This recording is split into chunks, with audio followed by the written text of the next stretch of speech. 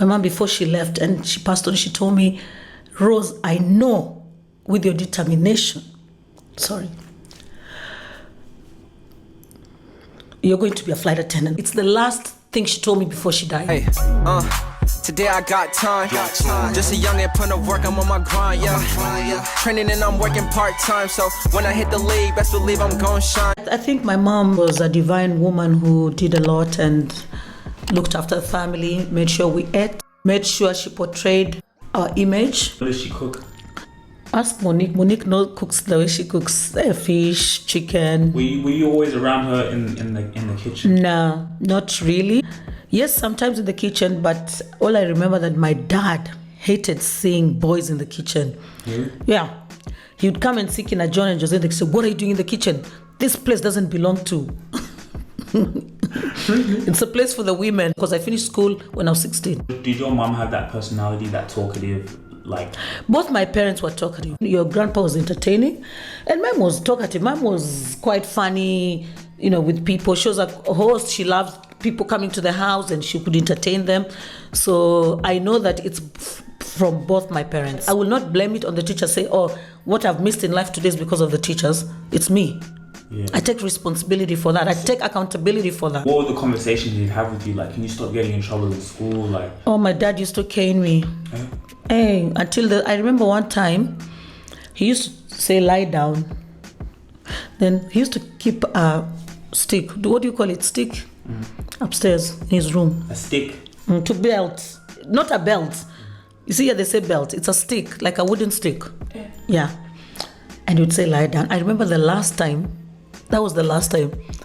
He told me, lie down. I ran away. I ran. Hey guys, just real quick, I know you're enjoying the video, we're gonna get back to that, but this video is sponsored by Fanatics. Now guys, the reason I've partnered up with Fanatics is not only do I have custom drip, I look fly, the second thing is I get to save money, and that's what I want to give back to you guys. It's always about giving back to the people who come in and support. So guys, you guys can get awesome merch, NBA, NFL, all type of drip at Fanatics. Hit the link in the description. Now guys, there is deals every single day, 65% off, free shipping. The more you wait, the more deals are going to go missing by you, and this is your chance to really save money and get drip at such a good price. As soon as you finish watching this video, click that link, head over to Fanatics and go copy some merch right now. All right, let's get back to the video. And I knew my dad could run. He's a footballer. He looked at me. He didn't even run after me. Because he just thought, if I run after you, I'll get you, mate. I ran, and when I hit somewhere, I stayed there in a corner. I stayed there for I don't know how many hours. I went home when it was dark, but he had gone to bed and he just let it slide. He let it slide. He let it slide. I don't know how, but he just said, maybe he thought I've been beating this girl and she doesn't get it. So your mom and dad were together? No. Okay, so no, what? Separated. So mom and dad had separated. Mom walked away from dad. What age? Just after she had Gabby, so maybe at around 37, maybe 36. And how old were you? I was about 19. How did that affect you? At that time, it was just confused. You see, it's not like now. You see the kids now, dad and mom are not living together, mental whatever health. Now, I was just confused, but I just thought it's the normal life. Your mom didn't explain anything to you? Mom explained. Okay. Mom explained before she left. She actually called us and explained and said why she was leaving. She came with her best friend. But I will never say that I was ever affected mentally. I will never say that I never had affection from my parents. I'll be lying. I'll actually be lying. Because me being the eldest, I got it from both sides. It's just because maybe my dad and I were not very close. But I will never be that victim saying that, I suffered, or because mom and dad were not together, because my mom died, and no, I will never be that victim. I saw something, Deontay Wilder, he won his last fight boxing. I was watching all of his interviews. I'm having a wine, red wine. Yeah. I was watching all of his interviews, and he said he was the oldest in his family. The dad was a pastor. So the parents came and said, we're splitting up.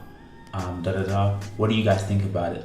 And they went to him, who was the oldest, and he said, look, it's your life. You guys, at the end of the day, if you're not happy with each other, you need to do. But he said, I could never let that deter me from where I was headed in life. I was on this path in life, and my parents divorcing, whatever, okay, that, you know, and keep going. So I've seen so many similarities in that, where it's like, okay, it's happened, like you said, maybe this is the norm, but hey, it did I distract want to be me. a flight attendant. Yes, this is that's where right. I'm going. Nothing else will take me from that. Yes, and thank you for bringing it up, because I was so focused to becoming a flight attendant. I told my mom, this is what I want to become. And you know what my mom told me? My mom, before she left and she passed on, she told me, Rose, I know with your determination, you're going to be a flight attendant. My mom told me, she said she was going somewhere for prayers. And she called all of us and said, I'm going for prayers. My sister Gabby was in the village, so she was going for prayers and then to go and pick Gabby. And then she said, she called us for just immediately saying, oh, I'm traveling and I'll be going to pick Gabby, but I'm stopping in Nakuru for prayers and then I'll proceed with the journey. And she told me, Rose, I know, because I know you. When you want something, you're a go-getter. And she was not wrong. And in fact, when she went for the prayers, the next 2 days later, she passed on. She collapsed and died. That pushed me more.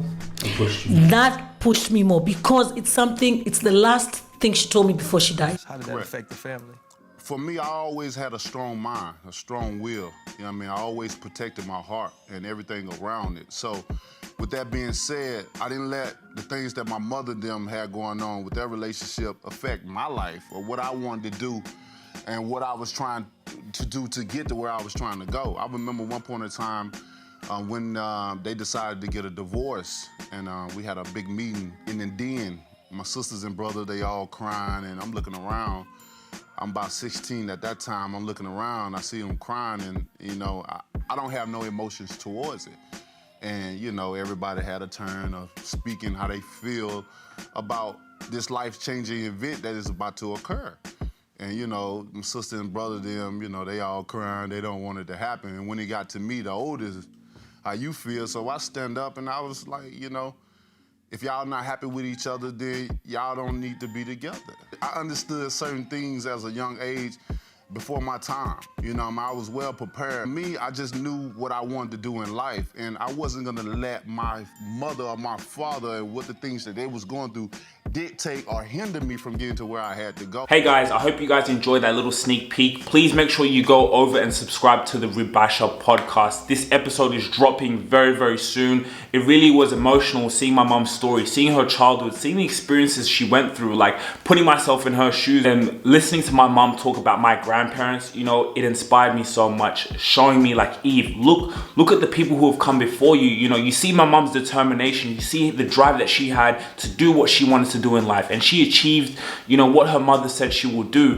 When I look at my mom, I see myself, I see that same determination, that keep going attitude. Me and my mom, we're really cut from the same cloth in that terms of when my mom wants something, she's determined she'll go and get it, and that's inherited to me. But also listening about my grandparents and how they brought up my parents, like I feel so much connected with them. That's why I tatted grandma on my body. We got more tats on the way. So guys, make sure you subscribe, and I just wanted to encourage you. And I put in that last clip of Deontay Wilder just to kind of see the similarities of her story and like with my mom. And I think, people who achieve great things in life, they always have a willpower. So mom, I love you so much. Dad, I love you guys, my whole family. I love all of you guys, and that's what we're doing it for. I have that same determination. I thank my grandparents, my ancestors for everything that they've done, because everything they have laid is now for me to go full steam ahead. So guys, please make sure you go and hit the link for Fanatics, guys.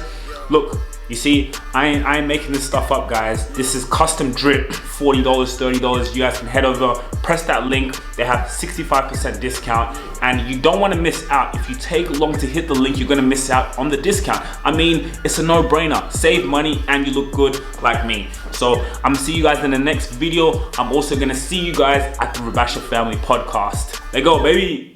Today I got time. Just a youngin' putting to work, I'm on my grind, yeah. Training and I'm working part-time, so when I hit the league, best believe I'm gon' shine, yeah. I've been in the shade for a while now. I've been cooking up, trying to make the fan proud. 25 and I gotta be the man now. I've been tucked, but it's time for me